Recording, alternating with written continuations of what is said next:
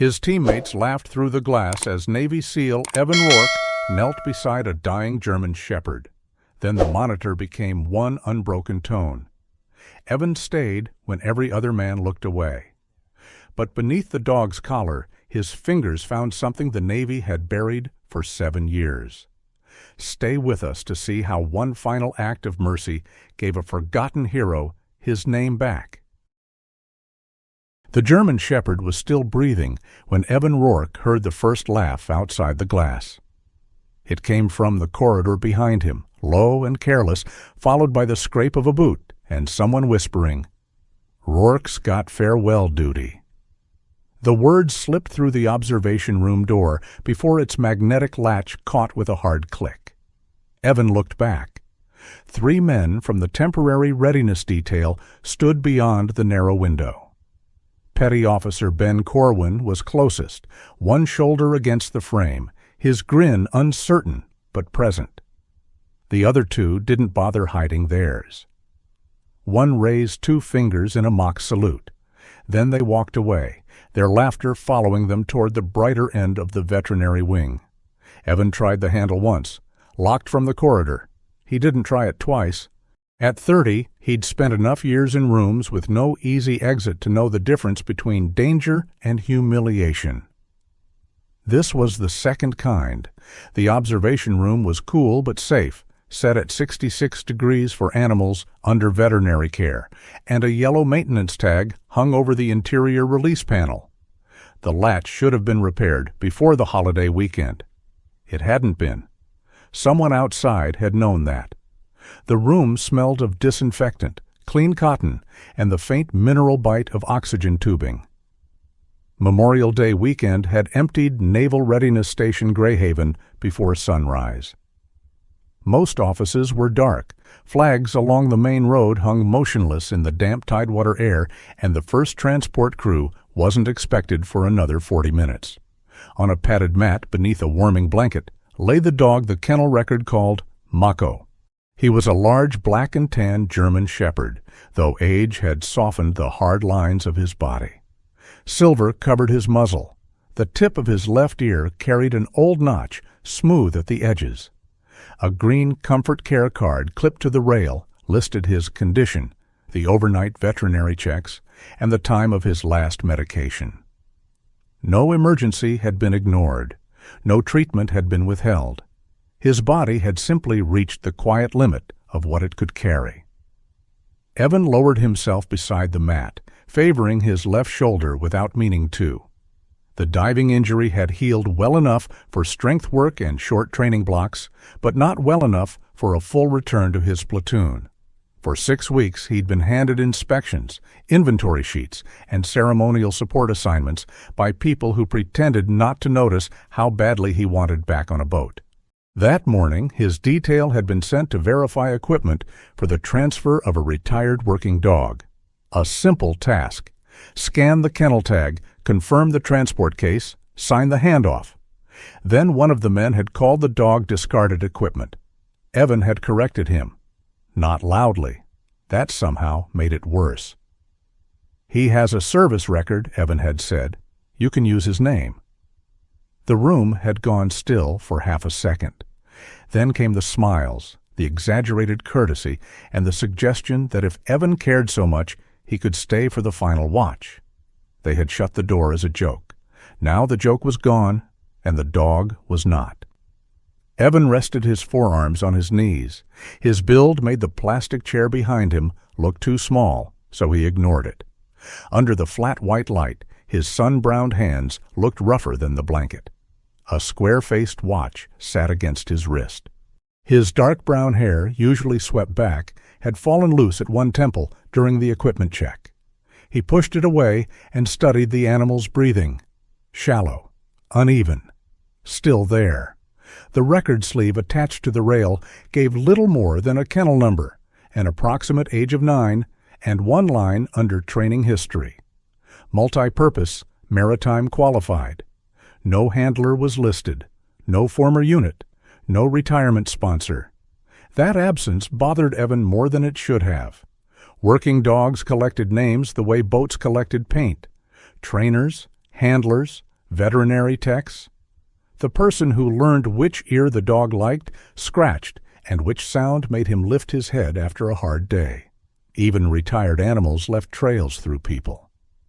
Mako's card looked as if someone had cut the trail clean. Evan leaned closer. "Easy, partner." The phrase came without planning. Chief Daniel Varick had used it years earlier during a joint maritime course, never as praise and never quite as a command. He'd say it before a difficult water entry or while checking a young operator's harness for the third time. "Easy, partner. Slow is smooth.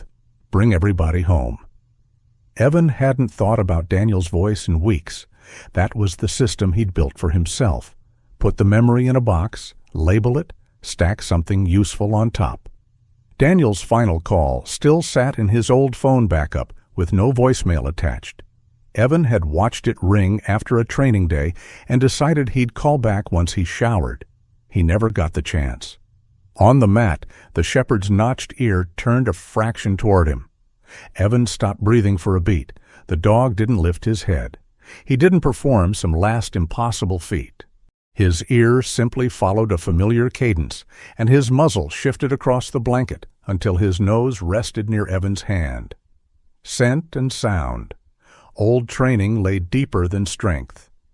Evan opened his palm. "Easy, partner," he said again. The dog's nose touched the base of his thumb. Evan stayed there, broad shoulders bent beneath the fluorescent light, while the station beyond the room began another ordinary morning. Somewhere in the building, a cart rolled over a threshold. An air handler started. Pipes ticked behind the wall. Bootsteps returned to the corridor. Ben appeared at the glass with the other two men behind him. His smile came back when he saw Evan on the floor. "You giving him a debrief?" one of them called through the door. The second man covered a laugh with his fist. Ben looked from Evan to the dog, then away. Evan kept his hand where it was. "Open the door."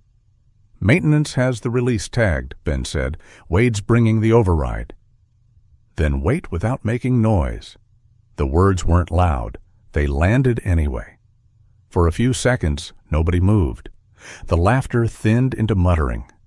One man turned toward the corridor. The other checked his phone as if he'd suddenly remembered somewhere else to be. Then the monitor beside the mat changed rhythm. One soft tone, a pause. Another tone, farther away than the first. The men outside stopped talking. The final note stretched into a single unbroken sound. Ben's face emptied. His hand dropped from the window. Behind the glass, the other two men stood with their arms at their sides, no longer looking at Evan, because looking at him meant admitting what they had chosen to laugh at. Evan reached to silence the monitor. The sudden quiet felt larger than the room. He kept his palm beside the shepherd's muzzle for another full minute. No checklist required it. No procedure demanded it. He stayed because leaving at the exact moment a life became past tense felt too much like the ringing phone he had watched years ago. When he finally moved, it was to ease the old leather collar away from the dog's neck before the transfer team arrived.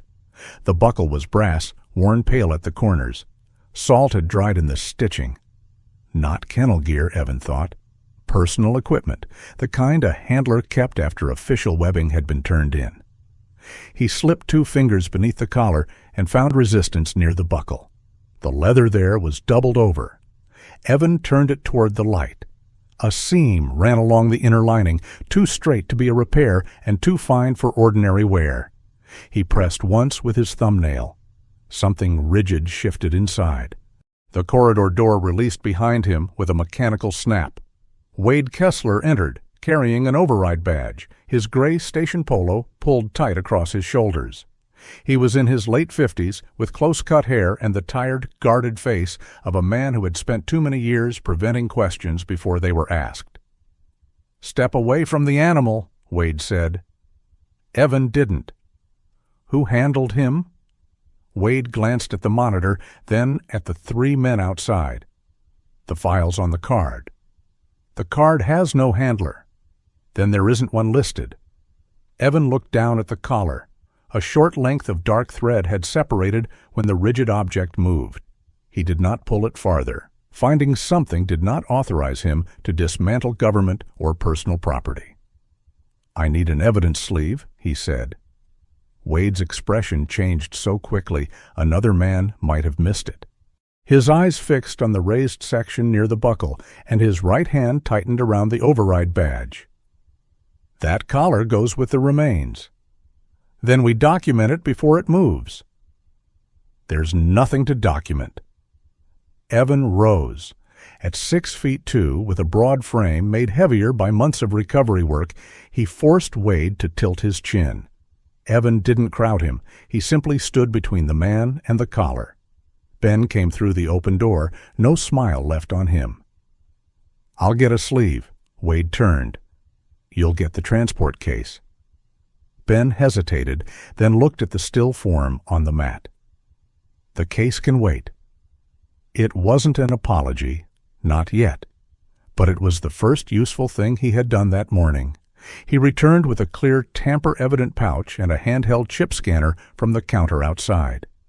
Evan dictated the time while Ben wrote. Wade watched every number go onto the label. Only after the collar had been photographed in place did Evan ease the separated lining open. A piece of steel no larger than 2 fingers slid into his palm. It was half of an old diver's identification tag cut diagonally through the center. 3 letters and a row of tide numbers remained visible beneath years of tarnish. Ben let out a slow breath. "That's not canine gear." "No," Evan said. "It isn't." Wade reached for the pouch. Evan sealed it first and handed it to Ben, the person already recording custody. "Scan the chip," Evan said. Wade's jaw worked once. "The dog has already been cleared for transfer." "Then the scan will confirm the card." Ben passed the reader over the shepherd's shoulder. It chirped and displayed a 15-digit number.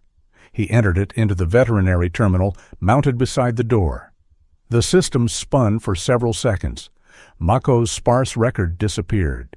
A different file opened beneath a red archival banner.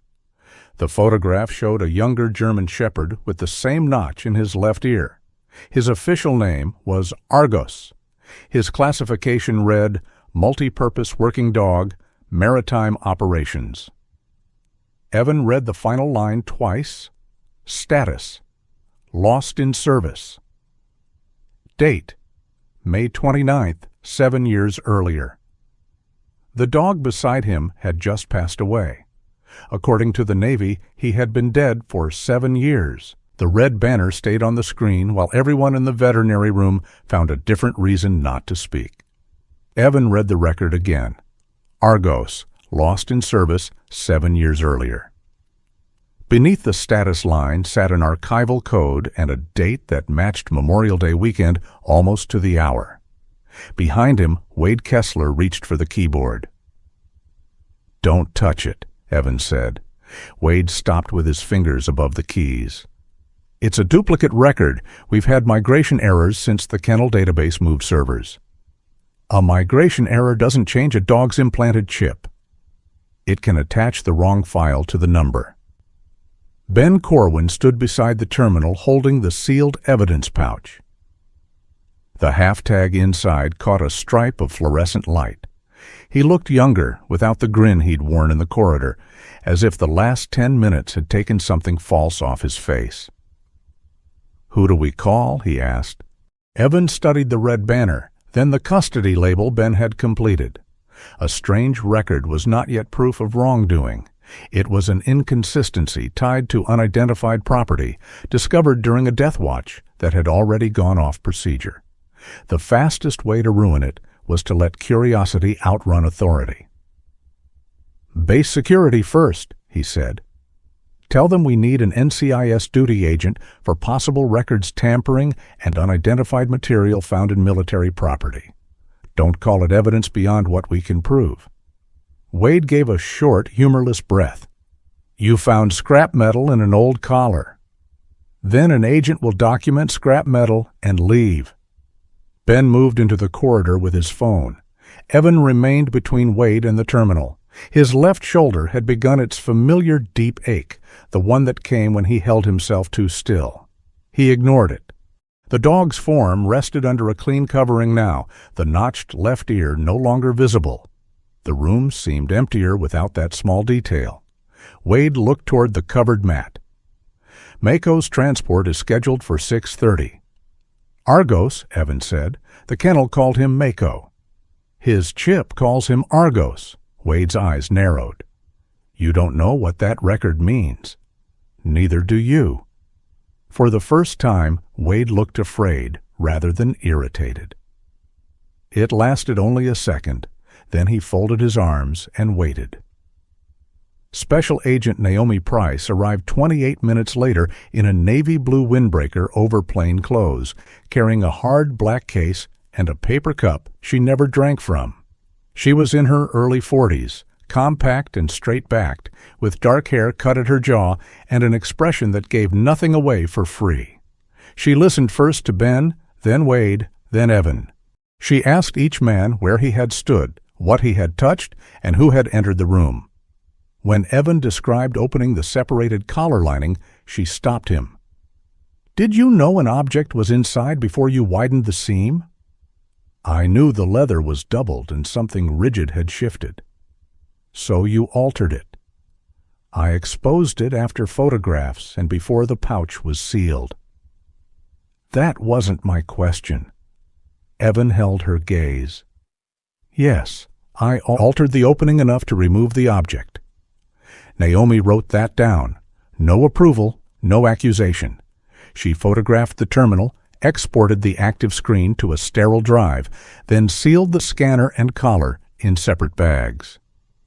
The half-tag remained in the pouch Ben had signed. She added her initials beneath his and placed all 3 bags in her case. "From this point forward," she said, "nobody searches another database, opens another seam, or follows a number without authorization. That includes you, Lieutenant Rourke." "Understood." "Your badge log shows you entered a restricted veterinary room before the duty staff arrived." Ben stepped forward. "We sent him in there." Naomi glanced at him. "I'll get to why." Ben's mouth closed. Wade cleared his throat. "If you're done with the collar, the remains need to move. The crematory transfer has a fixed window." Naomi turned toward him. "Nothing associated with this animal moves until identity is resolved." "That could take days." "Then it takes days?" The answer struck Wade harder than it should have. His gaze dropped to the black case, following it as Naomi carried it out. By 8 o'clock, the veterinary conference room had become a temporary review space. Naomi secured the door and pulled Argos's records through an NCIS account while Evan sat across from her with his hands flat on the table. Ben had been released to prepare a written statement. Wade remained somewhere in the wing, officially available and visibly absent. Naomi placed 2 files side by side on the wall monitor. The left was Mako, 9 years old, retired training support dog, no original acquisition form, no named handler, routine care at Greyhaven for 7 years. The right was Argos, military working dog, maritime qualified, assigned to a joint task group, status closed after Operation Harbor Lantern. The same chip number appeared in both. "That shouldn't survive a standard audit," Evan said. "It didn't," Naomi replied. The Mako file was excluded from standard audits. She highlighted a small field at the bottom. Administrative hold, legacy animal. "Well, who placed the hold?" "Account no longer active. Records office is tracing it." Naomi opened the archived Argos page. The screen changed from the flat gray of the current database to a scanned image washed in faded blue. A red diagonal stamp crossed the upper corner. "Lost in service." Beneath it was a photograph of a younger shepherd standing on a wet concrete pier, ears forward, dark coat shining beneath portable floodlights. Evan forgot the room around him. Daniel Varick knelt beside the dog. He was broader then, his beard darker, one hand resting under Argos's collar. A bent rescue whistle hung from his vest. Behind them, slightly out of focus, stood a line of trainees in dive gear. Evan recognized himself near the end. 23 years old, square jaw, clean-shaven, mask pushed onto his forehead, trying to look as if the cold Atlantic water hadn't reached his bones. Light from the monitor turned the conference room pale blue. Evan could see every drop frozen in that old frame, every reflective strip on Daniel's vest, every silver scratch on the whistle, and Argos's notched left ear. The image held Evan in place longer than any command could have. "You knew the handler," Naomi said. "Chief Daniel Varick. He ran the maritime block for our joint course." "When did you last speak with him?" Evan looked at the date beneath the photograph instead of her. "Not long before he passed away." "How long?" "I don't know." He knew to the day. He simply wasn't ready to make the number useful to someone else. Naomi watched him for a moment, then returned to the file. She didn't press. That restraint made him trust her more than sympathy would have. The Mako Medical Archive contained 7 years of vaccinations, mobility assessments, and routine kennel notes. Most were signed by rotating staff. One name appeared repeatedly during the first year: Dr. Elise Navarro, Veterinary Corps. Naomi opened Navarro's final entry before transfer. The note looked ordinary until she expanded the attachment field. 2 files had been marked inactive rather than deleted. The first was a chip verification form. The printed kennel ID read Mako 31. Navarro had handwritten a single sentence beneath it: "Implant returns prior record, requires command review." The second attachment was a photograph of the ceremonial leather collar on a steel examination table. A measuring strip ran beside the buckle. Someone had drawn a thin circle around the inner lining and written 3 characters at the edge. D19. Evan leaned forward. "That's on the tag." Naomi removed the sealed pouch from her case and placed it beneath a document camera. Magnified on the monitor, the steel fragment showed the same characters, followed by 6 numbers arranged in 2 groups. "Tide notation," Evan said. "High and low interval, Old Harbor format." "You're certain?" Daniel taught it before electronic charts. 3 characters for the asset compartment, then a tide window challenge, so the crew knew the code hadn't been copied from a maintenance plate. Naomi entered D19 into the base property index. 4 results appeared. 3 were building spaces. The 4th was a sealed technical compartment aboard a 42-foot rescue craft removed from service 6 years earlier. Asset name: Greyhaven Response 2. Location: Decommissioning Yard. C. Disposition: Dismantle. Scheduled work: Tuesday, 0600. Naomi checked the wall clock. It was Monday morning. 22 hours, she said. Evan looked at the disposition code. "Less if someone moves the work order again." Naomi called the yard duty desk on speaker. A supervisor answered after 4 rings, wind pressing against his microphone. She identified herself and requested an immediate administrative hold on Greyhaven Response 2. The supervisor went silent. "Agent Price," he said at last, "that craft isn't on tomorrow's line anymore." Naomi's eyes lifted to Evan. When was it changed? Keys clicked on the other end. "Work order updated at 0740 this morning. Crane crews already checking rigging. First cut begins in 40 minutes. Naomi closed the laptop and stood. "Do not touch that vessel. I'm sending the hold now." "Ma'am, the lift order came from Fleet Disposition. I need the yard chief to countersign." "Then find him." She ended the call, gathered the sealed evidence, and headed for the door. Evan rose with her. Naomi blocked his path with one hand. "You don't go near that craft until I clear you. I can identify the compartment and the tide challenge, which also makes you the person most capable of planting whatever may be there." The words were clinical, not cruel. Evan understood the logic. He disliked it anyway. "Where do you want me?"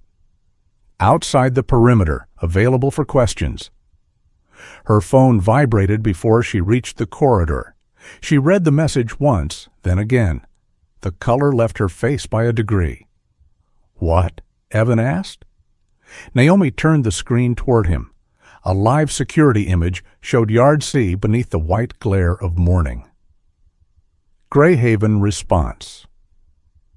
2 hung in lifting slings, its stern already 6 inches above the cradle. The dismantling had begun. The rescue craft was still in the air when Naomi Price's vehicle reached Yard C, Greyhaven Response 2, hung between the crane and its steel cradle, stern lifted high enough for daylight to show beneath the hull. 2 orange cutting carts waited near the bow. A yard worker in a face shield stood beside the first one gloved hand on the hose, while the crane operator watched the approaching NCIS vehicle through the glass of his cab. Naomi stopped short of the yellow perimeter line and stepped out before the engine settled. She held her credentials above her shoulder. "Lower the vessel and shut down the yard." The worker looked toward a stocky man in a white hard hat. He was already moving toward them, a tablet tucked under one arm. "I'm Yard Chief Morgan Pike," he said. "I have a fleet disposition order signed at 0740. And I sent an investigative hold 8 minutes ago. The boat was under tension before your hold reached my terminal." Naomi glanced up at the slings, then put it back where it was without opening, cutting, draining, or removing anything. Pike took in the black evidence case in her hand, then Evan standing several yards behind her. "What are we protecting?" At this point, the whole vessel. Evan stayed where Naomi had ordered him, outside the working perimeter, visible and available. Humid air pressed his shirt against his back. Beyond the yard fence, the Elizabeth Reach lay flat beneath a white morning sky marked by the wakes of harbor tugs. Greyhaven Response 2 looked smaller than it had in the archive photograph, its rescue red stripe bleached almost pink, its wheelhouse windows fogged by years of dirt. But the hull numbers were still clear. Daniel had taught aboard that boat. Evan knew it before he found the faded mounting points along the stern rail. During the joint course, a rescue whistle had hung there on a braided line, bent at one edge after being stepped on during a night drill. Daniel had refused a replacement because, as he put it, ugly equipment still worked if a man bothered to check it. Naomi spoke to an evidence technician, then pointed toward Evan. "Photograph his position. Record that he has not crossed the line." The technician did. Pike signaled the crane operator. Hydraulic motors eased, and the stern descended inch by inch. The slings loosened as the hull settled into the cradle. Then the starboard cable snapped taut. The vessel jerked sideways. Steel groaned against steel. One cutting cart rolled backward, its wheels rattling over the concrete. Pike threw up an arm and shouted for everyone to clear. Evan moved on instinct, catching the evidence technician by the shoulder and pulling him 2 steps away before the boat's stern swung toward the perimeter. The hull stopped less than a foot above its cradle. For a moment, nobody moved. Naomi looked first at the technician, then at Evan's hand, still gripping his vest. "You all right?" The technician nodded. Evan released him and stepped back outside the line. Pike stared at the cable. "Load shift, the port sling seated under an old chine repair." "Was that in the lift plan?" Naomi asked. "It will be now." It took another 20 minutes to secure the boat. By then, 2 more NCIS personnel had arrived, along with a base safety officer and a locksmith from facilities. Every worker was logged out of the yard. The cutting hoses were disconnected. Pike surrendered the disposition tablet, work order, and crane record for imaging. Naomi finally called Evan to the line. "You can identify from here," she said. No contact. He studied the half-tag through the clear pouch she held up, then looked toward the vessel. D-series compartments were on the port quarter. Dive support modifications. D-19 should sit behind the aft bench below the emergency tiller access. Pike frowned. "There's no D-19 on the current plan." The current plan was drawn after the refit. Daniel's Tide Challenge predates it. Naomi handed Pike a clean copy of the old asset diagram. "Show my team the safest approach." They boarded without Evan. From outside the line, he watched Naomi enter the weathered wheelhouse, disappear down the port side, then kneel near the aft bench. The evidence technician photographed every fastener before the locksmith touched it. A painted aluminum panel came away, Behind it sat a second plate with 4 corroded screws and a stamped marking almost hidden beneath gray sealant. D19. The tied numbers on the half tag corresponded to a 6-position mechanical latch set into the lower corner. Naomi called the digits to Evan without showing him the latch. "High interval first," he said, then reversed the low interval. Daniel made crews read it backward so nobody could open it from a copied note. The locksmith entered the sequence. The compartment opened with a soft release of pressure. Inside was a rectangular dry case wrapped in waxed canvas. A humidity indicator showed pale blue, not pink. Dry. The case bore no classification marking, only an inventory number and a strip of tamper tape signed with faded initials. D. Rourke. Naomi photographed the seal, then had the case moved to a clean evidence table under a temporary canopy. Only after the serial numbers had been read aloud and the transfer logged did she cut the tape. No letter waited inside. No single page explained what had happened. There was a bent rescue whistle on a frayed blue cord, an Argos training log, swollen slightly at the edges, but readable, a maintenance ledger from Greyhaven Response 2, 3 waterproof map sheets, and a palm-sized storage unit with a cracked housing and corrosion along one connector. Evan saw the whistle from 20 feet away. Daniel's whistle. The bend along its mouthpiece matched the one in the photograph. For 7 years it had waited inside a boat while Evan kept Daniel's unanswered call buried in a phone backup he never opened. Naomi must have seen something change in his face. She turned the whistle so the evidence camera, not Evan, received the clearest view. "You recognize it?" "He used it during training." "Anything unique?" "The dent.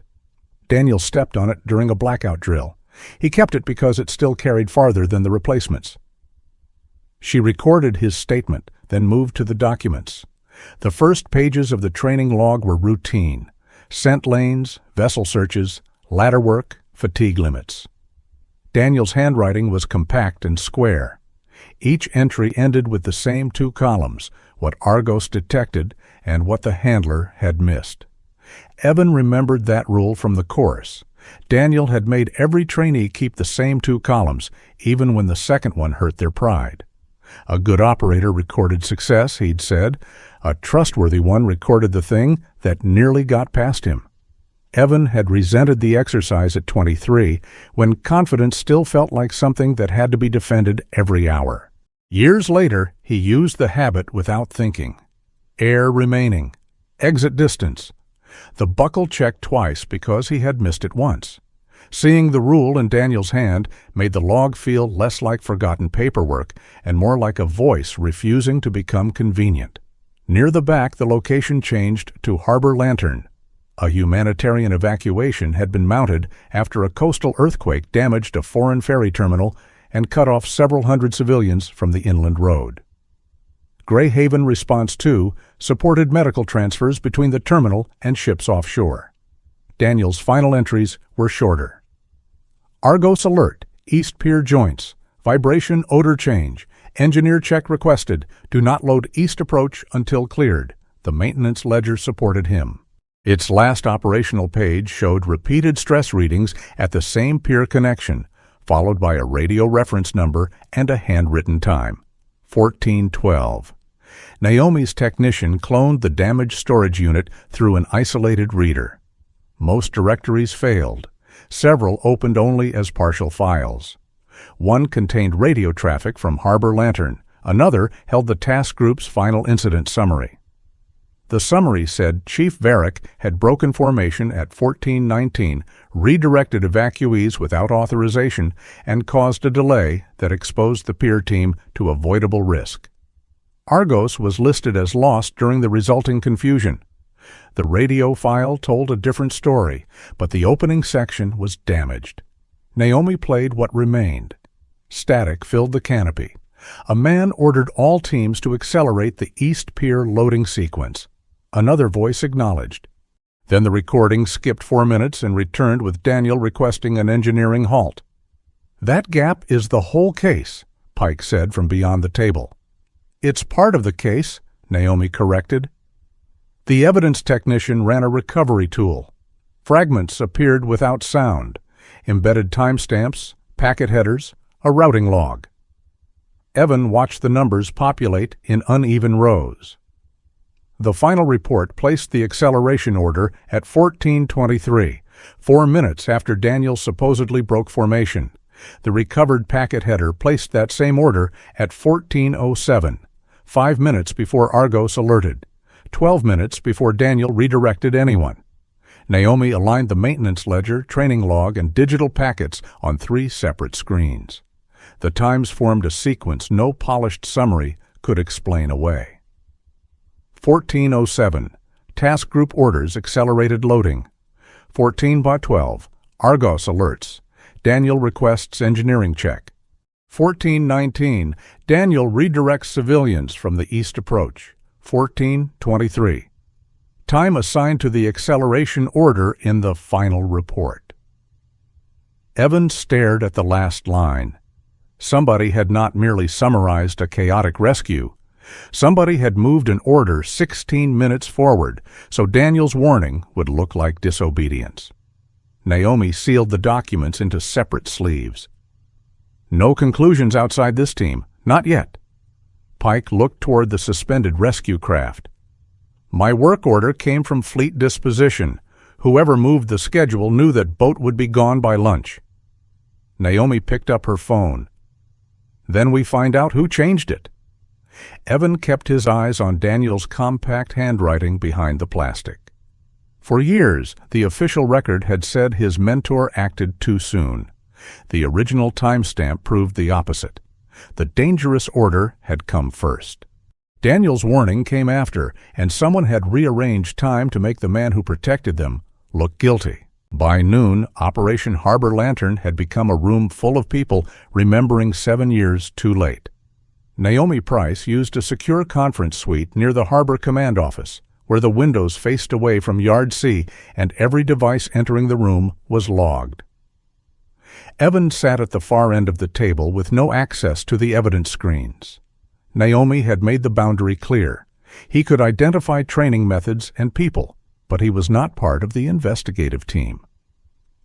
The first witness appeared by encrypted video from a hospital in California.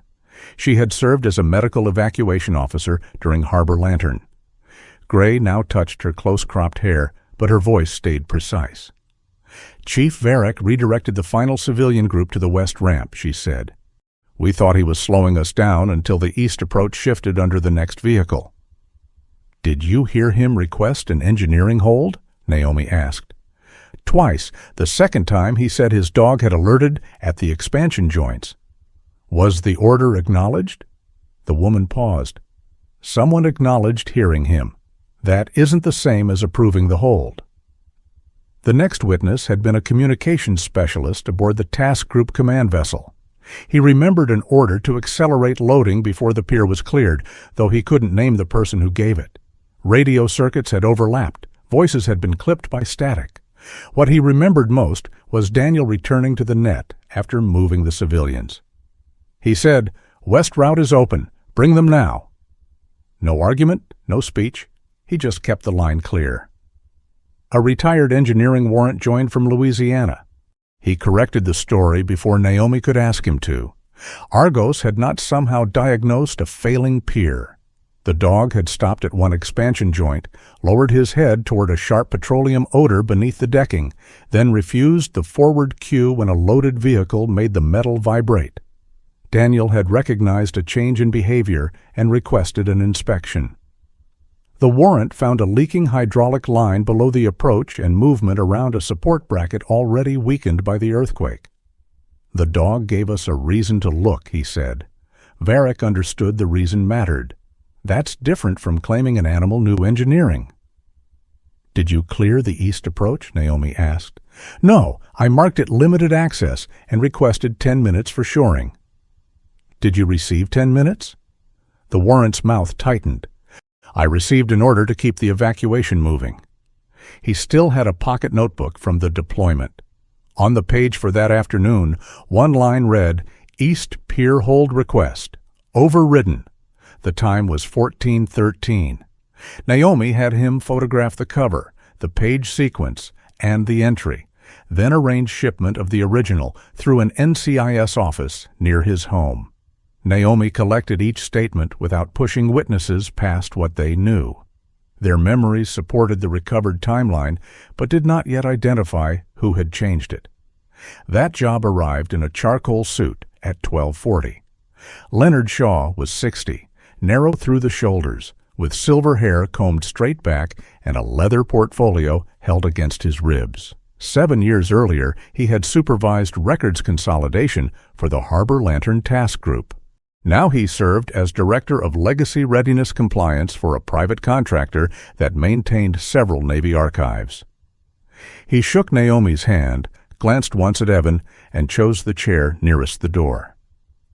"I understand you recovered material from Greyhaven Response 2, he said. "You'll understand more after I ask the questions," Naomi replied. Shaw accepted that with a thin smile. Naomi placed copies of the recovered timestamps beside the final incident summary. "Why does the official report list the acceleration order at 1423 when the packet header places it at 1407? "Because packet headers reflect system routing, not necessarily voice transmission. "The maintenance ledger also references the order at 1407. "A handwritten ledger is not an authenticated command record. "The Argos training log places the alert at 1412. "Another handwritten document." Shaw never raised his voice. He reduced each object to its smallest weakness and placed the weakness on the table as if it settled everything. "The dry case was stored outside approved archives," he continued. "Its contents may be sincere, mistaken, incomplete, or assembled later. Sentiment cannot establish provenance." Evan looked at the man's clean cuffs and thought of Daniel's rule: record what the handler missed. "Who authorized Argos's status change?" he asked. Shaw turned toward him. "I wasn't told Lieutenant Rourke was conducting this interview." "He isn't," Naomi said. "Answer the question." "Canine records were managed through the veterinary chain." "Your consolidation account approved the administrative hold on Mako's file." For the first time, Shaw's smile tightened. That was one action among thousands during a damaged system migration. Naomi slid a printed badge report across the table. "Then let's discuss a different action. Lieutenant Rourke entered Yard C 3 weeks ago." Evan recognized the date. His readiness detail had spent an afternoon verifying decommissioned gear against fleet property numbers. He had walked the exterior line, checked hull plates, and signed off with Morgan Pike. He had never boarded Greyhaven Response 2. Shaw tapped the report. The man who discovered the tag also had prior access to the location it identified. "Prior presence," Evans said, "not access to D-19. "The distinction will need proof." Naomi closed the folder. "It will get proof. Until then, Lieutenant, you're suspended from physical evidence access." Evans' jaw set, but he nodded. Understood. Shaw left with the same measured pace he had entered with. Only after the door shut did Naomi speak. "He came prepared with your badge record." "Meaning?" "Meaning he searched for you before walking in." "You still pulled my access." "Because he found a real vulnerability. Ignoring it would help him." She was right. Evan disliked that too. Naomi asked for his old phone backup, not the phone itself, the encrypted cloud archive containing the date of Daniel's final call. Evan opened it on a clean terminal while she watched. The missed call appeared at 21:16, 4 days before Daniel passed away. Evan remembered the screen glowing beside his gym bag. He had let it ring because his shoulder was sore, he was tired, and Daniel had a way of turning a 5-minute call into an hour of questions a man couldn't answer carelessly. There was no voicemail. 6 minutes later, Daniel had sent a text Evan never opened. Greyhaven 2, 19, high, low, backward. If it ever matters, don't go alone. Evan stared until the letters blurred at their edges. The message status showed delivered, never read. He remembered deleting the notification with his thumb while walking toward the showers, promising himself he would check it after food and sleep. By morning, the screen had filled with newer demands. 2 days later, Daniel was in a hospital. 4 days later, the call could no longer be returned. Evan had spent years treating that sequence as bad timing because bad timing asked less of him than a choice did. Daniel had not been asking for comfort. He had been giving Evan a key without sending the object itself. D-19, the Tide Challenge. A warning to bring witnesses. "He chose you," Naomi said. Evan shook his head. "He called everyone until somebody answered." "Do you know that?" He didn't. The door opened before he could reply. Wade Kessler stood outside holding a flat archival box against his chest. His station polo was damp beneath the arms. He looked as if he had walked there rather than driven. "I need to add something to the record," he said. Naomi searched the box before allowing it into the room. Inside lay a kennel ledger bound in cracked green cloth, its pages numbered by hand. Wade said he had found it behind an unused cabinet in the veterinary supply loft. "Found it today?" Naomi asked. "Knew where it was today?" The distinction stayed between them. Naomi put on gloves and opened the ledger beneath the document camera. The entries began 8 years earlier. Kennel assignments, medication transfers, handler signatures. Argos appeared 3 times, then vanished after Harbor Lantern. 4 pages later, Mako entered the system with no acquisition source. Evan watched from across the table until Naomi permitted him a closer look. She gave him clean gloves, but no pen, phone, or loose paper. The Mako page seemed blank beneath the final line. When Evan steadied it with 2 fingers, the paper pressed back against his glove. Fine grooves crossed the lower half. Indentations. He angled the page beneath the lamp. A sheet above it had once carried heavy writing before being torn away. The pressure remained. Part of an old chip number, the letters ARG, and a transfer authorization initialed L.S. Leonard Shaw. The touch of those grooves changed the room. Digital files could be blamed on migration. A loose device could be called unauthenticated. But someone had written Argos's identity over the page where Mako first appeared, then removed the original sheet. Naomi photographed the indentations under side lighting. "Who tore it out?" Wade lowered himself into a chair. "I don't know." "Who told you to use Mako?"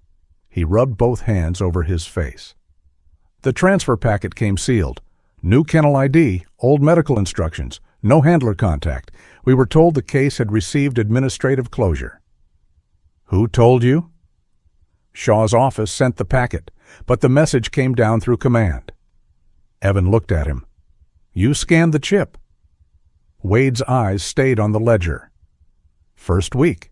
It returned Argos. Dr. Navarro scanned it again because she thought I'd entered the number wrong." "And you kept calling him Mako." "I had a mortgage, 2 daughters in school, and a supervisor who told me legacy files were above my clearance." Wade's voice thinned. "Every year I told myself the dog was safe, fed, cared for. I made that the same thing as doing right." No one rushed to forgive him. Outside, a harbor patrol boat crossed the windows, bright in the afternoon glare. Wade placed both palms beside the ledger as if surrendering something heavier than paper.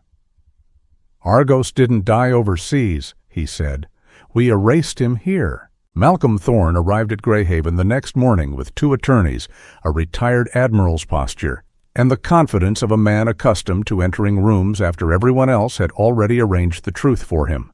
Naomi Price did not begin with him. She began with Dr. Elise Navarro, whose sworn video statement filled the central monitor in the secure review room.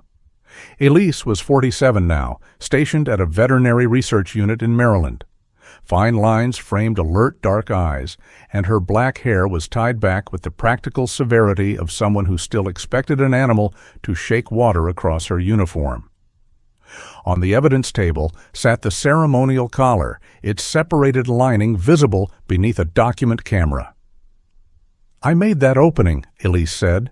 7 years ago, after the second chip scan returned Argos's archived record. Naomi displayed the dated veterinary form. "Why didn't you report through the kennel supervisor?" "I did. Wade Kessler elevated it. The answer came back that the animal's identity was administratively closed and that I was to maintain the new kennel record." "Then why hide the tag?" Elise looked toward the old collar on her screen. "Because the response told me the mismatch wasn't an accident. I had seen Daniel Varick use tied challenges during maritime training. I found the half tag among personal effects delivered with the dog and recognized D19. I documented the collar's measurements, placed the tag inside the non-load-bearing liner, sealed it with veterinary suture, and added the image to the medical file." "Did you seal or place the dry case recovered from D19? "No. The half tag was loose when Argos's effects reached me. The case seal bears Daniel's initials, not mine. I preserved the tag because I understood it pointed back to something he had secured before Greyhaven Response 2 returned." "Did Lieutenant Rourke know?" "I had never met him." Her transfer orders were issued 11 days later. Naomi moved to Ben Corwin. He sat alone at the end of the table in service uniform, hands clasped so tightly the knuckles had gone pale. The corridor access log lay before him. "State what happened in the veterinary wing," Naomi said. Ben did. He described the joke, the disabled interior release, and the 3 men leaving Evan inside. He did not call it harmless. He did not claim the others had started it. "I laughed," he said. "Lieutenant Rourke told us to use the dog's name. We decided to make him look foolish for caring." "When did he first touch the collar?" "After Argos passed away. We were outside the glass until the monitor changed. The corridor camera will show it. The log did more than show it. Badge entries, door status, and continuous video fixed. Evan inside the room from 0541 until Wade used the override at 0608. Ben's body camera from the equipment inspection showed the collar intact at 0537. Elise's dated photograph showed the same seam 7 years earlier. Evan could not have prepared the tag that morning. Ben signed his statement. Before leaving, he faced Evan. "I don't expect you to make it easier for me," he said. "I'll take whatever comes." Evan studied him. An apology could become another way of asking the injured person to do the work. Ben, at least, had not asked. "Then tell it the same way when it costs you," Evan said. Ben nodded and left. Naomi built the evidence in 3 columns across the wall.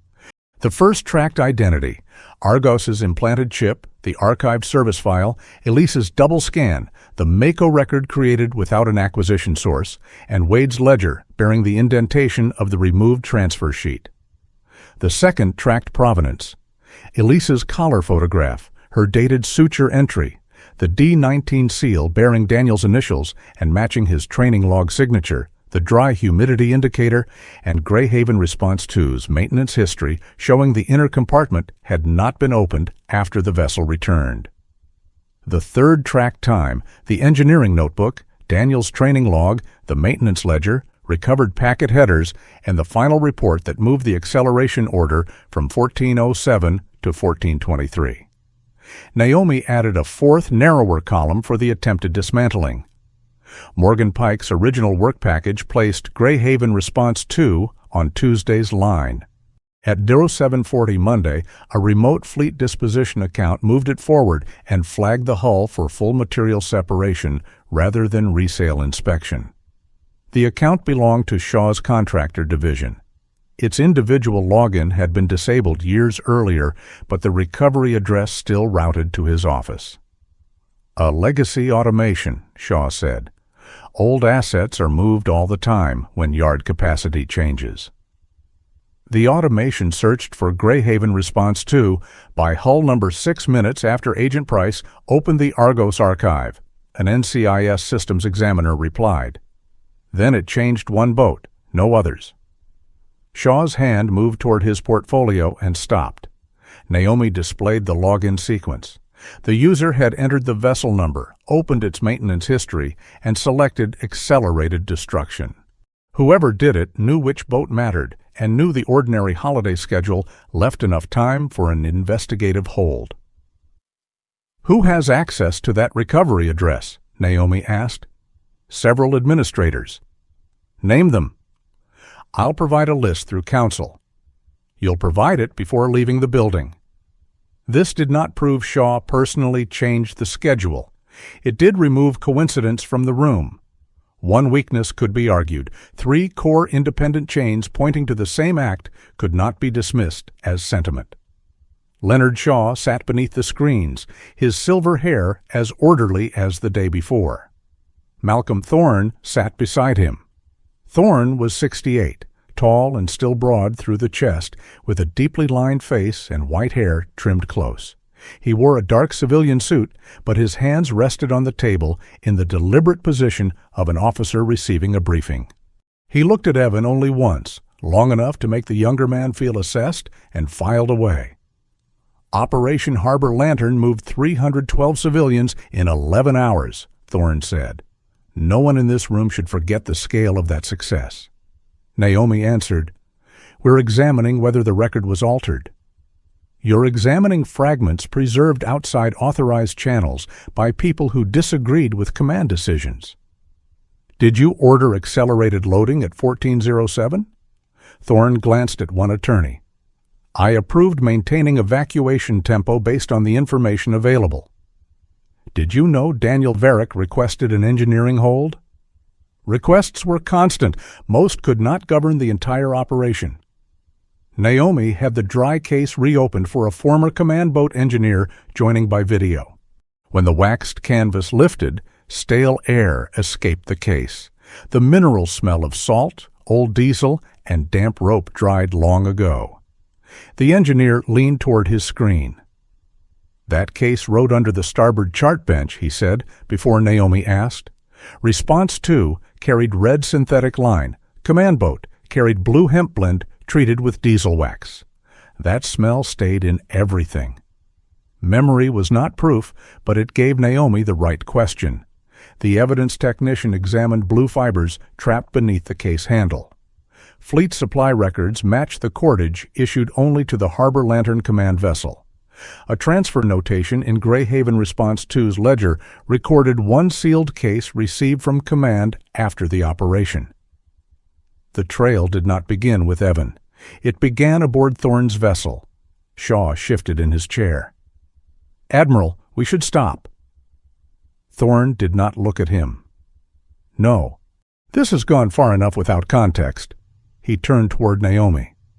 "The east approach remained standing. Varick's diversion delayed medical transfers. We had partner governments watching, relief ships waiting, and a damaged port one bad report away from panic. The task group could not survive a public dispute over command judgment in the middle of a humanitarian crisis." "So the time was changed," Naomi said. "The report was consolidated around operational effect." Argos was declared lost. The dog became inseparable from Varick's unauthorized action. Retiring him under another identity protected the animal and ended the dispute. Naomi placed a copy of Argos's 7-year medical record in front of him. "Protected him from what?" Thorne looked down at the pages but did not turn them. "Public use of an unsettled incident." He wasn't a press release. He was a working animal with a handler, a chip, and a service history. And he received excellent care, under a name created to prevent anyone from finding that history. Thorne's expression held.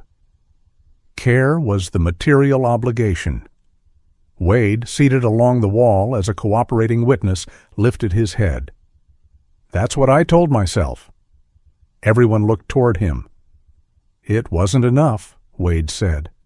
Evan had remained silent because Naomi had told him to. His hands were flat on the table. His breathing stayed even. Daniel had trained that into him too. Control was not the absence of anger. It was choosing where the anger went. "You protected the program," Evan said. Thorne's eyes settled on him. I protected hundreds of people who depended on it by turning the warning into the mistake. By containing damage. The word hung in the room, polished smooth by years of use. Evan looked at the 3 columns on the wall. Daniel's warning, Elise's transfer, Argos living beneath a name that belonged to no history. Containment is a clean word, he said. It means you get to leave the room without saying who you left behind. Thorne's jaw tightened. Naomi closed the interview. She informed Thorne and Shaw that their archive access was suspended pending administrative and criminal review. Neither man was taken away. The attorneys objected. Forms were served, credentials were surrendered. Real accountability began with paperwork because paperwork was where the harm had been hidden. That afternoon, an identity officer opened the linked canine records under investigative authorization. The Mako file could not simply be deleted. Every year of care had to remain visible. Instead, it was converted into an alias record and attached to the original chip history. Evan stood beside Naomi as the officer entered the correction. Primary identity. Argos, service status, retired, record under review. Final care, location, naval readiness, station Greyhaven. The red words lost in service disappeared. The officer preserved every prior entry beneath an audit banner, including Mako, the false transfer, the administrative hold, and the correction authority. Nothing was erased to repair the erasure. Naomi insisted on that. A clean new page would have made the same mistake in a kinder direction. Evan read the timeline from top to bottom. Argos's years at Greyhaven remained. The veterinary checks remained. So did Elise's warning and Wade's late confession. The record finally held both the care the dog had received and the name he should never have lost. For the first time in 7 years, the system displayed the name Argos had carried when Daniel called him home. 4 months after Memorial Day, the Navy returned Daniel Varick's name to the order of events. The correction arrived without ceremony. 12 pages, 2 signatures, and an amended timeline attached to the Harbor Lantern record. The acceleration order moved back to 1407. Daniel's engineering request appeared at 1412. His decision to redirect the final civilian group at 1419 was no longer described as unauthorized delay. The new finding called it a reasonable protective action based on a working dog's behavioral alert and visible structural concerns. No sentence could give Daniel the years in which his judgment had been treated as failure. Paper could not feel regret. It could only stop repeating the lie. Malcolm Thorne's contract authority remained suspended while an independent review examined his statements and the altered report. Leonard Shaw had been removed from archive access, and investigators were still tracing the account used to accelerate the boat's dismantling. Their cases moved through separate administrative and legal channels. There were no dramatic arrests outside Greyhaven, no cameras waiting at a courthouse. Accountability came in interviews, preservation orders, sworn testimony, and doors that no longer opened when their badges touched the reader. Wade Kessler accepted a reduced role while the Veterinary Command reviewed his conduct. He continued cooperating. Ben Corwin received formal discipline for the lockout and returned to duty under supervision after providing the logs that established Evan's timeline. Consequences did not arrive evenly. They rarely did, but for once they arrived with names attached. Argos's farewell took place on a clear September morning at the small working dog pier behind Greyhaven's veterinary facility. Fewer than 20 people attended. No press, no public announcement.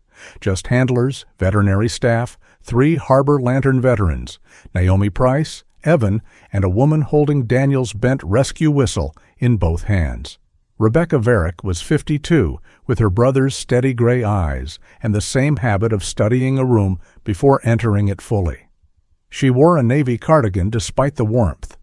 Her dark hair had begun to silver near the temples, and grief had left no theatrical mark on her face, only a patience that seemed earned rather than natural. Naomi had released the whistle to her after the evidence lab completed its work. The blue cord had been cleaned but not replaced. One end remained frayed where Daniel had tied it to his vest.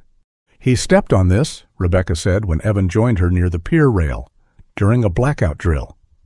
"He told our mother a boat ran over it." Evan almost smiled. "That version sounds more like him." Below them, the tide pressed softly against the pilings. A sealed wooden urn bearing a simple brass plate rested on a table beneath a folded Navy working dog flag.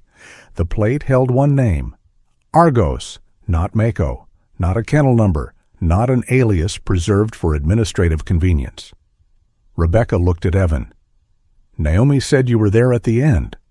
"Yes." "Was he alone before you came?" Evan could have softened the answer. "For a while?" She nodded once, absorbing it without turning the moment into an accusation. Daniel worried about that, not for himself, for the dog. Evan put his hand into his pocket and felt the smooth diagonal edge of the half-dive tag. NCIS had released it after imaging, and Rebecca had asked that he keep it. The steel had no power beyond the choices people had made around it, yet he carried it each day. "Daniel called me before he went into the hospital," Evan said. "I saw it ring. I decided I'd call back later." Rebecca's fingers tightened around the whistle. "He sent a message after. I didn't read that either." The harbor wind lifted a strand of her hair. She tucked it back and looked out toward the channel. "Do you want me to tell you he understood?" Evan answered honestly. "Part of me does." "I don't know if he did." The words hurt because they were clean. Rebecca continued, "But I know he kept your name in his emergency notebook. Next to it he wrote, 'He'll know when to stay.'" Evan looked down at the tag inside his palm. "He gave me more credit than I earned." Maybe. Or maybe he knew earning it would come later. The farewell began with no speech longer than a minute. A veterinary officer read Argos's corrected service line. The harbor lantern engineer described a dog who had given people a reason to look twice. Naomi stood at the edge of the group, hands folded, letting the record speak without placing herself inside it. Ben attended in the back row. He did not approach Evan or Rebecca. When the urn was carried to the waiting vehicle, he removed his cap and held it against his chest. The other two men from the corridor were not there. Rebecca raised Daniel's whistle. The first breath produced only air. She adjusted the angle and tried again. A clear note crossed the pier. Wind pushed spray over the lower rail. Salt touched Evan's lips, sharp and cold, while the whistle's tone traveled above the water and out toward the channel. For 1 second, memory placed Daniel beside him in dive gear, Argos alert at his knee, both of them waiting for the younger man to pay attention. Then the note faded. Nobody pretended the dog could hear it. The whistle was for the living. In the weeks after the farewell, Greyhaven adopted a new retirement protocol for military working animals. Every transfer required 2 independent chip scans, a named records custodian, and direct notification to the last verified handler or adult family representative. Alias records could remain for medical continuity, but they could no longer replace original service identities. Decommissioned equipment linked to unresolved animal or handler records required investigative clearance before disposal. The changes were practical, almost plain. Evan trusted them more for that. A promise written only in feeling could disappear when the people who felt it moved on. A checklist, used honestly, stayed behind for the next shift. Before his medical board met, Evan returned once to the veterinary observation room. The yellow maintenance tag was gone. The interior release opened with light pressure, and a new inspection sticker carried 2 signatures beneath the date. Someone had moved the plastic chair closer to the comfort mat instead of leaving it against the wall. Wade was inside checking the emergency panel. He wore no supervisor badge now. A clipboard rested beneath his arm. "Release passed 3 tests," he said. "Facilities wanted 1. The new protocol says 3. Evan tried it himself. The door opened. On the records rail, the old Mako card had been replaced with a certified final care summary. It listed both names, so the medical history remained complete, but the first line read Argos in full capital letters. Daniel Varick appeared beneath Handler of Record. Wade followed Evan's eyes. "I should have changed it when Navarro raised the mismatch." "You should have." "I kept waiting for somebody with more authority to make the risk disappear." Evan set the card back into its sleeve. "Risk doesn't disappear. It changes who carries it." Wade nodded. He did not ask whether cooperation had repaired what silence had done. He returned to the release panel and documented the 3rd test. Evan left him there, doing a small job correctly, after years of treating small choices as if they did not count. His own medical board cleared him for full maritime training in October. The shoulder still tightened in cold water, but strength had returned, and so had the clean fatigue he had missed. On his first morning back with his platoon, he arrived before sunrise and checked his dive harness twice. Ben was assigned to the support crew on the pier. Their exchange was brief. "Morning, Lieutenant." "Corwin?" Ben lifted a tablet. "All animal support transport records cross-checked. 2 signatures." Evan looked at the completed form, then handed it back. "Keep doing it right when nobody's watching." "Yes, sir." That was as close to forgiveness as the morning required. Trust, if it returned, would come through repetition.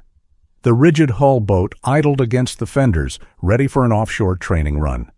Evan stepped toward it with his gear bag over one shoulder. The half-tag rested in the zippered pocket over his heart, not as a medal and not as punishment.